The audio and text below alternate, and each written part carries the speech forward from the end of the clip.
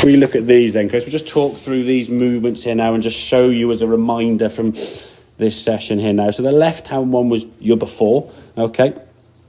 Again, reasonable setup. Top of the backswing, not too bad. Your lower half there, that knee is moving in nicely. Okay, you've turned and rotated your back to target very well. We're in a pretty good spot here. I thought I was swinging. I mean, I wouldn't say, I mean, your head's sort of, there's a bit of movement there, but I wouldn't say you're going outside. No. For me, you've got a window where you can swing basically in between the edge of your feet.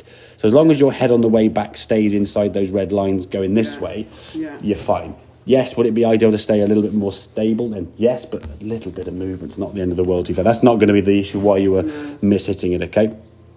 As you got here was fine. What would happen here now is you would try to turn your lower half, but the left hip now would stall. So now you start popping up here, and now it's like, whoop, you're popping up here. And then when you twist through, your lower half hasn't moved at all. Your hands are really tucked in here. Your right leg's trying to do what it wants to do, but the left leg is sort of acting like a blocker and going, nope, you're not going anywhere. Right foot stays flat, not really much twist, and the arms do look tucked up. And then the finished position then sort of just folds over your shoulder, where she still stays pretty much flat on the ground. So if we compare some of these positions, especially this one here just after impact, if we look at this move here, this is the practice swing you're making where you went back. The left hip, you can almost see there's almost like a pulling around the corner. Yeah, much better. So you finish, now your hands almost disappear out the side of the screen there. So that's actually the same position relative in the swing, but you look so different now. If I clear all those lines out of the way so you can see yourself, I mean, you've fully rotated, your torso, your hips are facing target, this is up on its toe, you're up on your left foot there, where this is just most of it sort of hanging back on this right side here, trying to flick it. So that's kind of the movement we're going to try to make more and more in our practice swing.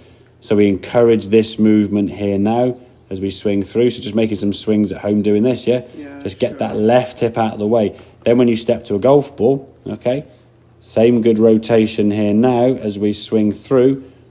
We're getting up onto that front foot. We're twisting the body around the corner. We're getting into a spot where everything now is over that left foot, and this right foot, as a result, is a symptom of that left hip getting around the corner. If the left hip stalls, if you try and do your right foot on here like that one there, you'd fall over. Because if your left hip is here, you try, nowhere to go, you've got to get this left hip to clear and move back behind you. So in terms of a swing thought, when you're doing both practice swings and real swings, so at home you can just be doing these sort of swings here now, where you're just doing that, just do that till it becomes something you just automatically do. You just know what this feels like over and over again. So you're practicing a specific movement, not go into the golf club or go into the golf course with a thought in your head, hoping that's going to sort of just click and you'll be worse. Because chances are you go back to your old swing. When you're on the golf course, you'll revert back to comfort.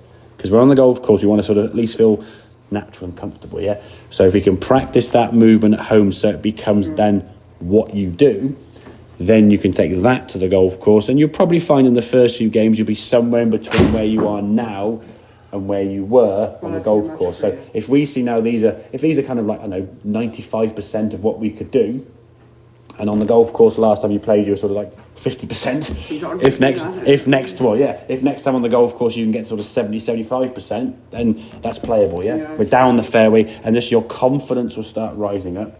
Your ability then to rotate will be a lot easier. And as you said, the word you've used before, I feel more free.